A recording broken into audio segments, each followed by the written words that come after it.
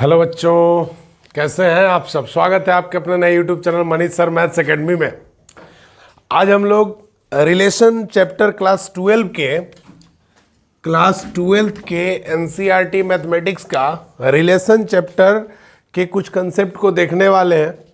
Previous lecture में हम लोगों ने पढ़ चुका था रिलेशन के डिफिनीशन के बारे में और empty relation on a set to another set, किसी एक सेट से किसी दूसरे सेट में संबंध। और दूसरी बात मैंने पढ़ चुका था कि रिलेशन ऑन ए सेट, किसी एक सेट पर संबंध कैसे फाइंड करते हैं, उसके यूनिवर्सल सेट के बारे में और उसके इम्पटी सेट के बारे में मैंने पढ़ चुका था। अब इस लेक्चर में, एंटायर लेक्चर में हम लोग अटेंड करने वाले हैं टाइप ऑफ रिलेशन के बारे में। बहुत इंपॉर्टेंट कंसेप्ट है, बहुत मज़ेदार है और इसका मुख्यतः बहुत हर जगह यूज़ होने वाला है बोर्ड में। तो बेसिकली आप ईमानदारी से पढ़ेंगे चीज़ों को। तो चलिए देखते हैं टाइप ऑफ रिलेशन में सबसे पहले है आइडेंटिटी रिलेशन। चीज़ों को बिल्कुल ही ध्यान से ऑब्जर्व करेंगे कि आइडेंटिटी रिलेशन क्या होता है। जैसे आइडेंटिटी रिलेशन कहता है कि a relation R is said to be, अगर a relation R is said to be an identity relation if every element of set A is related to itself। कहने का मतलब होता है कि किसी सेट में, फिर से समझो, किसी सेट में जितने भी एलिमेंट होते हैं वो खुद के साथ सेल्फ रिलेटेड होते हैं, तो वो आइडेंटिटी रिलेशन कहलाते हैं। यानी कि उस सेट के अंदर जितने भी एलिमेंट होते हैं सबका खुद ही एलिमेंट के साथ सेल्फ रिलेटेड होते हैं। तो चीज़ों को अच्छे से ऑब्जर्व करेंगे। इसका आइडेंटिटी रिलेशन को जनरली बाई आई से डिनोट करते हैं, डिनोटेड बाई आई। बेटा अगर सेट ए पर आइडेंटिटी रिलेशन अपन को फाइंड करनी है तो क्या लिखेंगे? आई ए, डिनोटेड बाय आई ए। अब इसको हम लिख कैसे सकते हैं, इसको मैथमेटिकली कैसे दिखाएंगे कि अगर कोई एलिमेंट हो, चीज़ों को अच्छे से ऑब्जर्व करेंगे कि लेट अगर कोई एलिमेंट हो किसी सेट का, ए का, सेट ए पर आइडेंटिटी रिलेशन हमको दिखाना है। तो मान लिया कि एक एलिमेंट है सेट ए का, तो आइडेंटिटी रिलेशन में आई ए इज इक्वल टू होता है ए रिलेटेड टू ए। चेक कर लो भाई, ए का रिलेशन किसके साथ? ए के साथ। यानी इसमें सेट में जो एलिमेंट होगा वो ऑर्डर्ड पेयर के फॉर्म में होगा। किस फॉर्म में होगा बाबू? ऑर्डर्ड पेयर के फॉर्म में होगा। ए का रिलेशन ए के साथ सच दैट फॉर एवरी, सबके लिए ए जो होगा सेट ए का एलिमेंट होगा। ये आइडेंटिटी रिलेशन का मैथमेटिकल कंसेप्ट है। चीज़ों को बिल्कुल ही अच्छे से ऑब्जर्व करेंगे। फिर से समझो कि अगर कोई सेट गिवन हो तो उस सेट के अंदर जितने भी एलिमेंट होंगे वो सारे के सारे इस कंडीशन को सेटिस्फाइड कर देंगे, यानी कि सेल्फ रिलेटेड होंगे। जितने भी एक एलिमेंट होंगे वो सेल्फ रिलेटेड होंगे, तो आइडेंटिटी रिलेशन कहलाएंगे। फॉर एग्जांपल अगर हम एक लेते हैं, मान लिया कि एक सेट ले लिया एग्जाम्पल जिसमें एलिमेंट है बेटा 1 2 3। चेक कर लो। अब जब इसका कार्टेशियन प्रोडक्ट निकालोगे तो कार्टेशियन प्रोडक्ट तो आप निकाल लोगे ए क्रॉस से, क्या होगा बाबू? 1 1 1 2 1 3 2 1 2 2 2 3 3 1 3 2 3 3 कार्टेशियन प्रोडक्ट होगा। मैंने आपको जब रिलेशन का डेफिनेशन बताया था तो ये भी बोला था कि दुनिया का कोई भी रिलेशन हो कार्टेशियन प्रोडक्ट का सबसेट होता है। तो अब यह आइडेंटिटी रिलेशन क्या होगा कि सेट ए में जितने भी रिलेशन होंगे सबका सेम इस रिलेशन में प्रेजेंट होगा। ए मतलब क्या हुआ? ए का रिलेशन सेल्फ रिलेटेड है एलिमेंट, तो बाबू 1 का रिलेशन 1 के साथ, 2 का रिलेशन 2 के साथ और 3 का रिलेशन 3 के साथ। ये तीनों इस कंडीशन को सेटिस्फाइड कर रहा है। तो आइडेंटिटी के अंदर एलिमेंट हो गए 1 1 2 2 और 3 3। ये हमारे आइडेंटिटी रिलेशन हो गए। बिल्कुल ही सिंपल सा कंसेप्ट है कि अगर किसी सेट में जितने भी एलिमेंट हो और उस सारे एलिमेंट के अगर सेम एलिमेंट रिलेशन में प्रेजेंट होंगे तो आइडेंटिटी रिलेशन होगा। अगर मैंने एक रिलेशन दे दिया इसी पर आई, मान लो A1 I A2 एक रिलेशन दे दिया, जैसे लिख दिया 1 1 2 2। अब मैं आपसे पूछूं कि क्या ये आइडेंटिटी रिलेशन है? आइडेंटिटी रिलेशन है? नहीं है, आइडेंटिटी रिलेशन नहीं है। बिकॉज क्यों नहीं है बाबू? आइडेंटिटी रिलेशन होने के लिए मैंने आपको बताया था कि सेट में जितने भी एलिमेंट हैं उसके सारे के सेम सेम एलिमेंट प्रेजेंट होने चाहिए। तो इसमें 3 3 नहीं है, यानी कि 3 3 does not belongs to identity relation A2। Identity relation में प्रेजेंट नहीं है, इसलिए यह क्या नहीं होगा? आइडेंटिटी रिलेशन नहीं होगा। अनदर एग्जांपल, अगर मैं एक सेट ले लिया B जिसमें एलिमेंट है ABCD, चेक कर लो भाई। अगर आइडेंटिटी रिलेशन की बात करें किस सेट पर? चेक कर लो, आइडेंटिटी रिलेशन की बात कर रहे हैं सेट B पर, तो इसमें कौन कौन एलिमेंट होंगे भाई? जल्दी से बोलो। सेट बी में जितने भी एलिमेंट हैं सबका सेम सेम एलिमेंट प्रेजेंट होगा। तो ए है तो इसका सेल्फ रिलेटेड होगा, ए का रिलेशन ए के साथ किस फॉर्म में होगा बेटा? ऑर्डर्ड पेयर में। बी है तो बी का रिलेशन बी के साथ, सी है तो सी का रिलेशन सी के साथ, डी है तो डी का रिलेशन डी के साथ। ये सारे के सारे इस सेट में प्रेजेंट होंगे, इस रिलेशन में ऑर्डर्ड पेयर के फॉर्म में आइडेंटिटी रिलेशन में प्रेजेंट होंगे। यानी कि किसी भी सेट पर आपको आइडेंटिटी रिलेशन फाइंड करना है तो उस सेट के एवरी एलिमेंट का सेल्फ रिलेटेड होना मोस्ट इंपॉर्टेंट है। अगर वह सेल्फ रिलेटेड नहीं होगा तो आइडेंटिटी रिलेशन नहीं होगा। तो बिल्कुल ही बेहतरीन तरीके से चीज़ों को समझेंगे। तो चलिए फटाफट जल्दी से नोट करें और नेक्स्ट देखते हैं, नेक्स्ट रिलेशन जल्दी से नोट करें बेटा। तो नेक्स्ट बाबू हम देखते हैं रिफ्लेक्सिव रिलेशन। बहुत अच्छा कंसेप्ट है, बहुत मज़ा आएगा। रिफ्लेक्सिव रिलेशन क्या होता है? जैसे छोटे से शब्द में इसको डिनोट कर दें, डिफाइन कर दें, तो a relation R on set a relation R on set A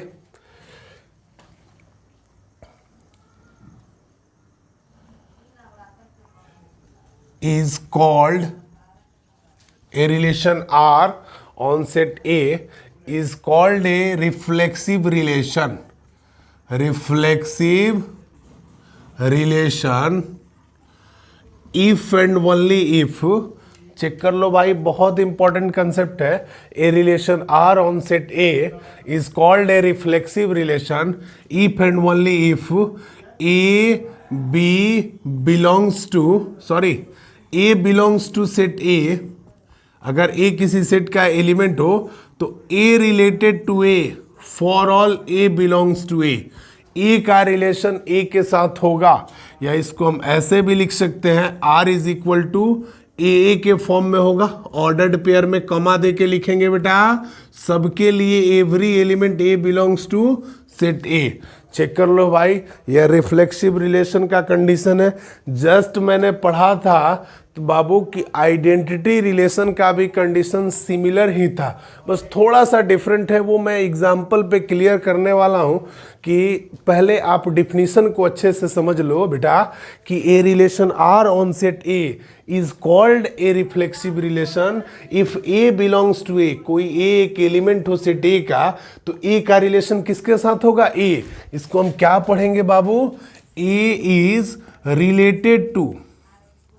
related to set A, sorry A is related to A, element A का रिलेशन किसके साथ होगा? A के साथ। चीजों को अच्छे से ऑब्जर्व करेंगे कि A का रिलेशन किसके साथ होगा? एक के साथ होगा, उसको हम A is related to A बोलेंगे। बिल्कुल घबराने वाली बात नहीं है, सबके लिए वह एलिमेंट जो होगा सेट A का एलिमेंट होगा। तो रिलेशन को मैं दूसरे शब्दों में कैसे लिख सकता हूं? ए बिलोंग्स टू आर, दोनों सेम चीज है बेटा। For all a belongs to A, a का रिलेशन ए के साथ होगा, सबके लिए ए जो होगा सेट ए का एलिमेंट होगा। अब चलिए मैं आपको एग्जाम्पल दे के समझाने का प्रयास कर रहा हूं। मान ले कि एक सेट ए है जिसमें element they they A B C. अब आपको बताना है कि रिफ्लेक्सिव का कौन कौन कंडीशन होगा, रिफ्लेक्सिव कौन कौन रिलेशन होगा। मान लिया कि R1 एक सेट रिलेशन ले लिए जिसमें एलिमेंट है बेटा ए बी बी सी सी, ठीक है ना बाबू। और R2 एक रिलेशन ले लिए जिसमें एलिमेंट है a b b c b b b b c c a b b c c a b b c c a. Next R3 देखते हैं। R3 क्या कहता है बेटा, R3 एक अनदर सेट ले लेंगे ए सी बी सी बी। अब आप एक बात बताओ, चीज़ों को अच्छे से ऑब्जर्व करो। और मैंने आपके सामने 3 रिलेशन लिखा है, चूंकि एक सेट है तो नंबर ऑफ रिलेशन के बारे में मैं बताया हूं, और आपको बताना है कि इसमें कौन रिफ्लेक्सिव होगा कौन रिफ्लेक्सिव नहीं होगा। रिफ्लेक्सिव का कंडीशन क्या कहता है बेटा, रिफ्लेक्सिव कहता है कि सेट ए में जितने भी एलिमेंट हों सबका सेम एलिमेंट रिलेशन में प्रेजेंट होना चाहिए। उसके अलावा, ध्यान से बात को समझेंगे, उसके अलावा अगर कोई एलिमेंट उस रिलेशन में प्रेजेंट हो तो भी रिफ्लेक्सिव, नहीं हो तो भी रिफ्लेक्सिव। अब बात आती है कि इसके अलावा एलिमेंट कहां से होगा, तो जाहिर सी बात है कि ए एक सेट है तो कोई भी रिलेशन कार्टेशियन प्रोडक्ट ए क्रॉस ए के अंदर का ही एलिमेंट होता है, तो उसके अलावा जो भी एलिमेंट होगा वो ए क्रॉस ए के अंदर का ही एलिमेंट होगा। जैसे सबसे पहले फर्स्ट प्रायोरिटी हमारी और आपकी बनती है कि सेट में जितने भी एलिमेंट गिवन है सबका सेम एलिमेंट उस रिलेशन में है कि नहीं। अगर सेम सबसे पहले चेक करेंगे कि सेम एलिमेंट होना चाहिए। तो ए बी सी है सेट में, ए बी बी सी सी, यह रिफ्लेक्सिव है, इसको आइडेंटिटी भी बोल सकते हो। ए बी, चलो ठीक है, बी बी, लेकिन सबसे पहले हम चेक करेंगे सेम एलिमेंट है कि नहीं। ए बी बी, इसको थोड़ा सा अच्छे से लिख दो बाबू, b b c c a b b c, ये भी रिफ्लेक्सिव है। अब बात करते हैं R3 की, ए बी बी बाबू, लेकिन सी सी नहीं है, चेक कर लो, सी सी नहीं है। सी सेट ए में प्रेजेंट है बट सी इसमें नहीं है, तो इसीलिए यह रिफ्लेक्सिव रिलेशन नहीं होगा।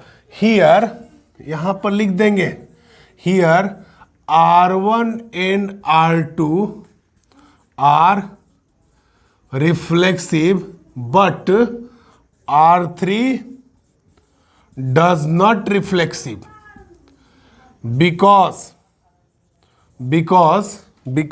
R3 does not reflexive। क्यों बेटा, क्योंकि CC does not belongs to R3। CC यानी कि जो एलिमेंट है ऑर्डर्ड पेयर में C का रिलेशन C के साथ इस रिलेशन में नहीं है, इसलिए यह रिफ्लेक्सिव नहीं होगा। तो चीज़ों को बिल्कुल ही अच्छे से समझेंगे।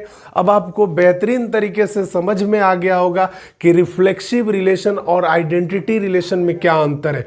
आइडेंटिटी रिलेशन में फिर से रिपीट कर रहा हूं कि सेट ए में जितने भी एलिमेंट होंगे रिलेशन में सबका सेम एलिमेंट प्रेजेंट होगा। बट रिफ्लेक्सिव क्या कहता है कि सेट के अंदर जितने भी एलिमेंट है वो सबका सेल्फ रिलेटेड तो होता ही है, लेकिन अगर उसके अलावा कोई रिलेशन का एलिमेंट हो, ऑर्डर्ड पेयर का एलिमेंट रिलेटेड हो तो भी रिफ्लेक्सिव, नहीं हो तो भी रिफ्लेक्सिव।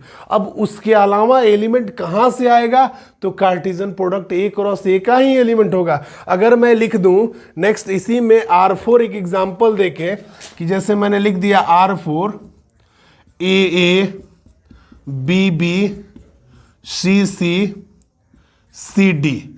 अब मैं आपसे पूछूं कि क्या यह रिफ्लेक्सिव होगा, नहीं होगा। अब आप बोलोगे कि sir a b b c c set में जितने भी एलिमेंट है सबका सेम सेम है, बट आप बोल रहे हैं कि यार रिफ्लेक्सिव नहीं होगा। हाँ बेटा नहीं होगा। क्यों नहीं होगा? क्योंकि डी एक एलिमेंट आ गया है जो डी इस सेट में बिलोंग्स नहीं कर रहा है, यानी कि d does not belongs to set A. D set A में उपस्थित नहीं है, प्रेजेंट नहीं है, इसलिए रिफ्लेक्सिव रिलेशन नहीं होगा। चीजों को बिल्कुल ही अच्छे से समझेंगे। मैंने आपको क्या बोला था कि इसके अलावा सेम सेम एलिमेंट के अलावा अगर कोई एलिमेंट होगा तो किसका होगा? कार्टेशियन प्रोडक्ट का एलिमेंट होगा। क्लियर हो रहा है ना बाबू? तो चलिए जल्दी से इसको नोट करें। नेक्स्ट देखते हैं, नेक्स्ट सिमेट्रिक रिलेशन। प्लीज जल्दी नोट करें। नेक्स्ट देखते हैं बाबू सिमेट्रिक रिलेशन। रिलेशन के सीरीज को आगे बढ़ाते हुए, टाइप ऑफ रिलेशन को आगे बढ़ाते हुए हम देखते हैं सिमेट्रिक रिलेशन क्या होता है। बहुत अच्छा कंसेप्ट है, बहुत मजा आने वाला है।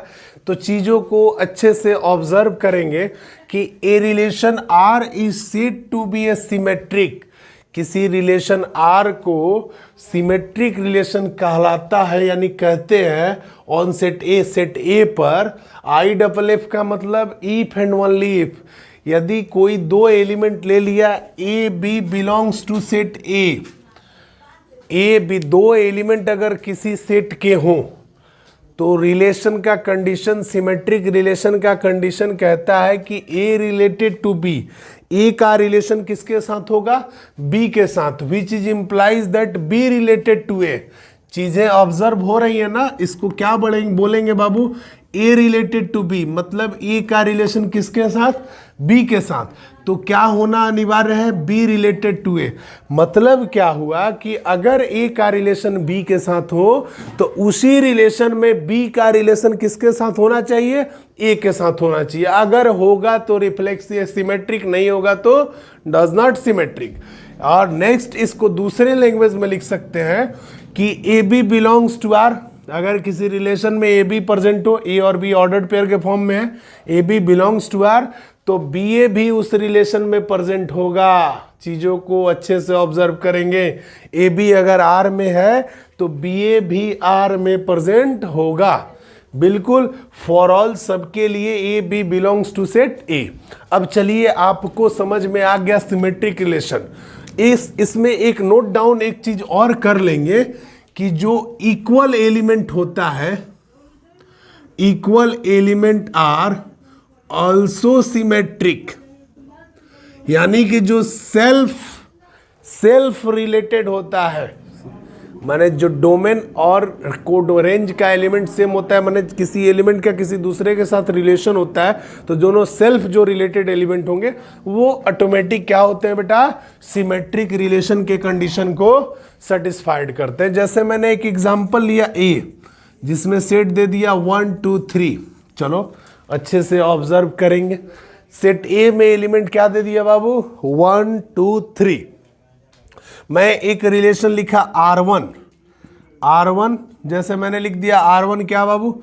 1 2 2 1 3 2 2 3 3 3। एक रिलेशन R2 में जनरेट कर दिया 1 2 2 1 2 2 3 3। ठीक है ना बाबू? नेक्स्ट मैंने R3 ले लिया बेटा, R3 ले लिया 1 2 2 1 2 3 3 3। तीन रिलेशन मैंने जनरेट किया। अब मैं आपसे पूछूं कि आप बताओ कि इस रिलेशन में कौन सिमेट्रिक होगा, कौन सिमेट्रिक नहीं होगा। तो अब थोड़ा सा आप ऑब्जर्व करो और सोचो और बताओ कि इसमें कौन सिमेट्रिक होगा और कौन सिमेट्रिक नहीं होगा। सिमेट्रिक का कंडीशन आपके सामने है कि अगर ए का रिलेशन बी से हुआ तो बी का रिलेशन किससे होना अनिवार्य है? ए से। चीज़ों को अच्छे से ऑब्जर्व करेंगे कि अगर ए का रिलेशन बी के साथ हुआ तो बी का रिलेशन किसके साथ होना है, ए के साथ। और इक्वल एलिमेंट अल्सो सिमेट्रिक, जितने भी अगर सेम सेम एलिमेंट होंगे वो सिमेट्रिक के कंडीशन को सेटिस्फाइड करेंगे। क्यों करेंगे बता रहे हैं। जैसे रिलेशन R1 में देखो 1 का रिलेशन किसके साथ है, 2 का, तो ए का बी के साथ है, तो जाहिर सी बात है जब ए का बी के साथ है तो बी का किसके साथ होना है, ए के साथ। बोलो जल्दी से बोलो। तो 1 का 2 के साथ, तो 2 का 1 के साथ है, हाँ है भाई, यानी कि सिमेट्रिक है। अगला देखते हैं 3 का 2 के साथ, जब 3 का 2 के साथ तो 2 का 3 के साथ, ये भी है। और 3 3 सेम सेम एलिमेंट है। सेम सेम एलिमेंट क्यों सिमेट्रिक होता है, चेक कर लो, ए का बी के साथ और बी का ए के साथ, यानी कि इसी कंडीशन में, दोनों कंडीशन में एक ही रिजल्ट आएगा, यानी कि R1 जो होगा वो सिमेट्रिक होगा। नेक्स्ट R2 देखते हैं बाबू। 1 का 2 के साथ, ए का बी के साथ है, तो बी का ए के साथ होना चाहिए, तो 2 का 1 के साथ। सिमेट्रिक है बेटा, बिल्कुल है। 2 का 2 के साथ सेम सेम एलिमेंट है तो सिमेट्रिक होगा। 3 3 है, सिमेट्रिक होगा। ओवरऑल ये सिमेट्रिक होगा। नेक्स्ट देखते हैं बाबू R3। R3 को ऑब्जर्व करो, R3 सिमेट्रिक रिलेशन है कि नहीं है। 1 का 2 के साथ तो 2 का 1 के साथ है ना भाई, चलो ठीक है। 2 का 3 के साथ, अब 2 का 3 के साथ है तो 3 का 2 के साथ होना चाहिए ना, तो R3 में 3 का 2 के साथ है, नहीं है, ये है, तो ये भी सिमेट्री के कंडीशन को सेटिस्फाइड कर रहा है।